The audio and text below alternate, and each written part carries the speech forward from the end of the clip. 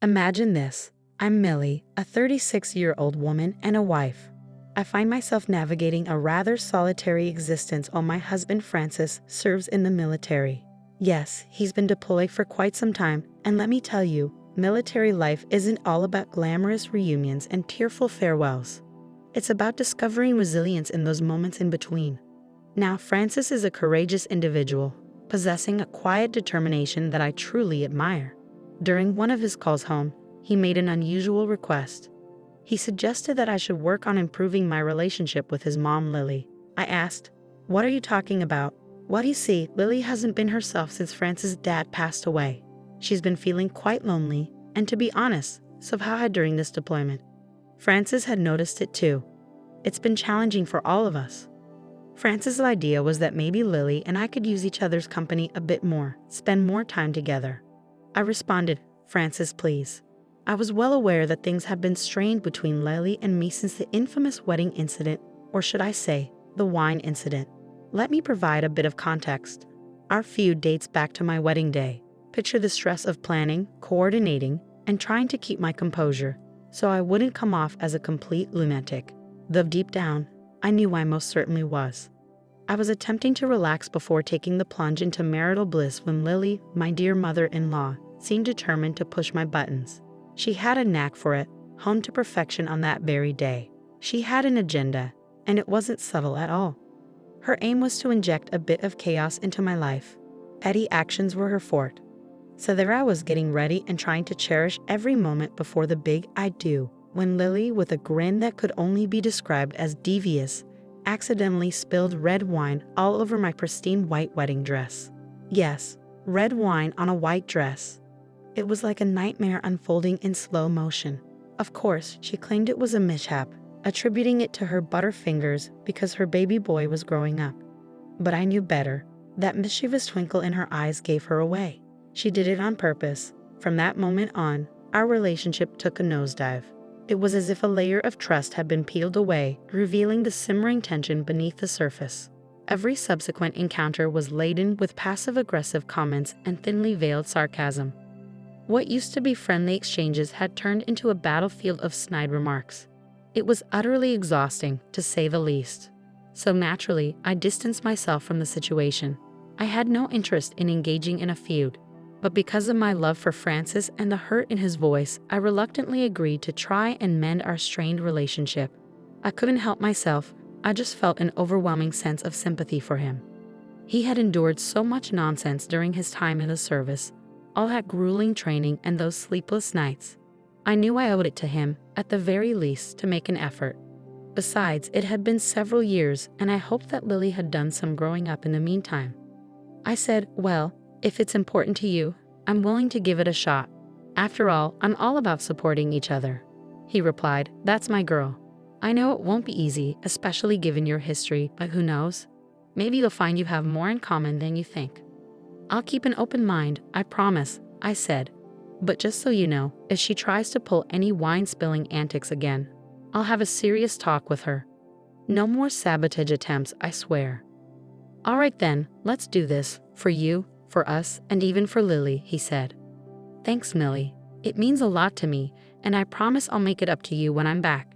After Francis and I had our heartfelt conversation about reconnecting with his mother, I mustered the courage to reach out to Lily.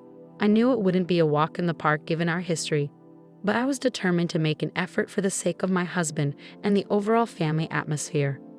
To my dismay, Lily's response was as passive-aggressive as I had expected. She reluctantly admitted that Francis had given her a stern talking to about her treatment of me and promised that she would try to tolerate me more.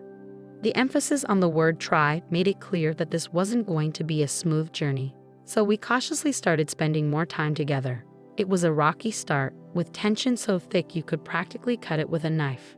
However, gradually, we began finding common ground, bonding over old family stories and shared experiences. Things were bearable, at least for a while. But then, old Lily started showing her true colors again. It began subtly, those little jabs and digs that seemed to go unnoticed by everyone but me.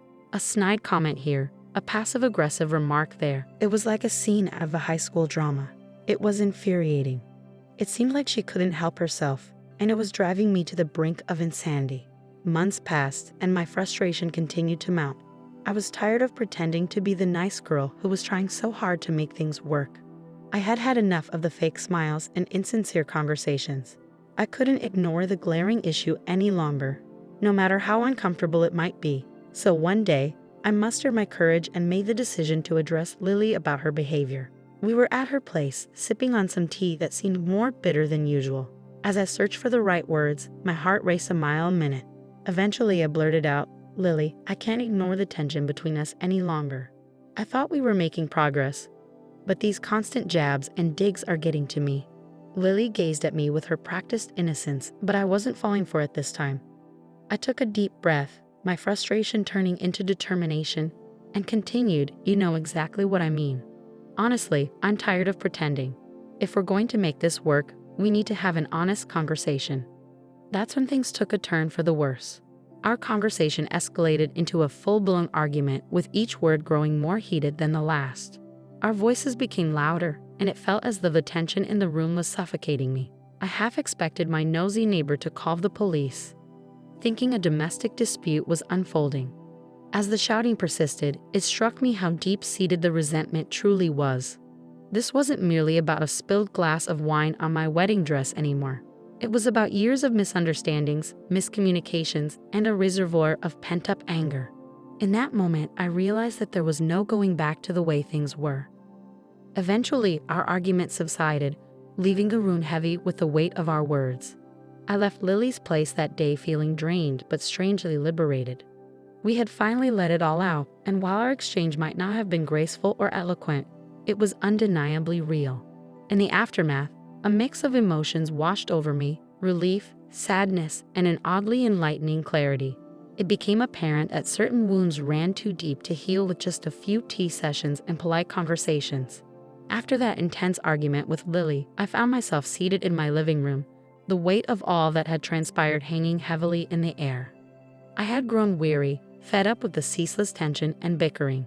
It felt as if the walls of our large house were closing in on me, suffocating me with the burden of memories and unresolved issues. As the days passed, I couldn't shake the overwhelming sense of loneliness that had taken up residence in every nook of our rented home. Francis was still dutifully serving his deployment miles away, making the house feel emptier than ever. It served as a stark reminder of how much I missed him and how vast the distance between us had become. On top of the fallout with my mother-in-law, I felt even more isolated. I grew tired of constantly oscillating between being too far from those I loved and too close to those I didn't. So the notion of moving began to take root in my mind. Downsizing to a smaller place felt like a breath of fresh air. It wasn't solely about saving money, although that was undoubtedly a welcome benefit. The motivation behind this idea was to create a more manageable, cozier space that was, most importantly, free from the constant turmoil caused by Lily. During one of our video calls, I broached the subject with Francis. Surprisingly, he was quite receptive to it. At that point, I hadn't mentioned the conflict with Lily, focusing instead on the potential financial relief it could provide for us. But then, in his characteristically perceptive manner, he asked the question I had been avoiding. "Hey, babe." "Yes." Part of me can't help but think that this also has something to do with a certain someone. Did you and my mom have another clash? Is she connected to your desire to move? I let out a sigh, feeling a mix of frustration and relief that he had brought it up. "Yeah, it's partly about her, Francis. I tried, really, and did. But she's just so confrontational, you know? Every conversation with her feels like a battle, and I've reached my limit." Francis nodded sympathetically on the screen. "I understand, Millie. You've made genuine efforts to bridge that gap. But if it's causing you this much stress, maybe it's time to prioritize your own well-being. I genuinely don't understand why my mom has such a strong aversion to you. I'll do what I can, but my hands are tied up here. I love you, and I want to support you in the best way I can. If that means moving, then so be it." And there it was, his unwavering support and understanding, just as I had come to expect from him. It wasn't about fleeing from the issue, but rather finding a solution that allowed both of us to breathe a bit easier. His words reassured me that it was okay to put myself first and seek a healthier environment where I could flourish without constantly feeling on edge. As our conversation continued, I felt a renewed sense of determination. Moving wouldn't magically solve all our problems, but it would be a step toward reclaiming my peace of mind. With Francis by my side, even though he was miles away, I felt empowered to make decisions that would lead us to a more positive and fulfilling future. As I surveyed our living room, I allowed myself to imagine the possibilities of starting anew in a cozier space, one unburdened by the ghosts of unresolved conflicts. I was ready to take that leap, to create a haven where Francis and I could find solace in each other's presence without the constant weight of the negativity that had marred our relationship with Lily. Fast forwarding about 3 months, I was comfortably settled into my new stylish apartment. It had truly been a game changer, and the feeling of liberation from the old place with its negative energy was beyond compare.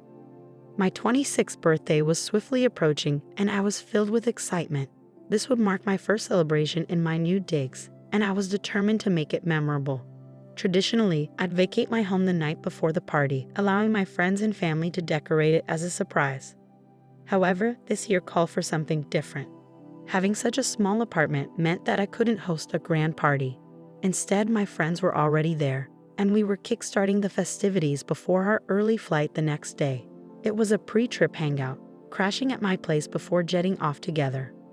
Laughter and lively chatter filled the living room as we geared up for our adventure. But of course, life has its way of introducing change. Amidst all the excitement, my phone buzzed with a text from Lily. Intrigued, I checked it out, and the message read, "Call me now, something important to talk about." The message was concise and urgent, leaving me wondering what was happening.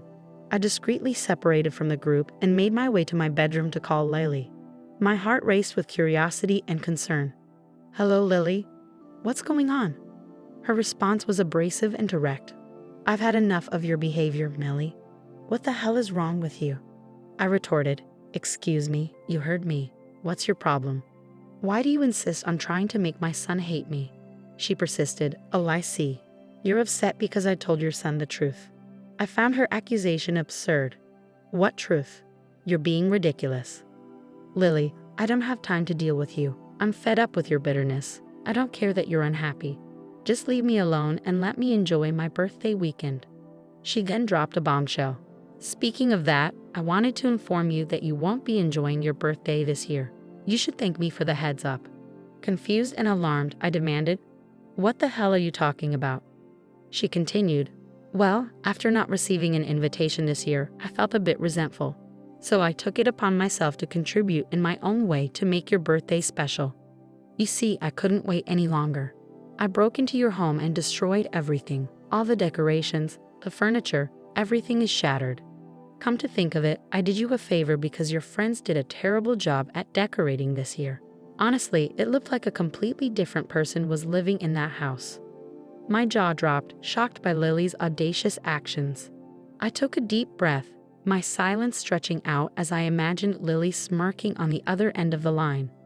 Finally, she said, "Oh, it looks like I did my job and gave the birthday girl a great surprise. Happy birthday, Millie. Hope you have a blast." I couldn't help but burst into laughter, which seemed to infuriate Lily. "Why are you laughing?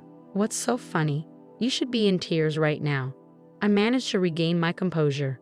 "Oh, Lily, you're quite the fool." "Excuse me? You think you're so clever, don't you?" "Well, I'll admit one thing. You did manage to surprise me, that's for sure. I had no idea you could be so despicable.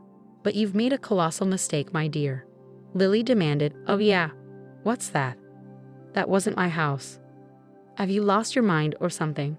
"No, Lily, but you're about to once you realized whose house you just broke into and vandalized." I proceeded to reveal to Lily that I had moved 3 months ago.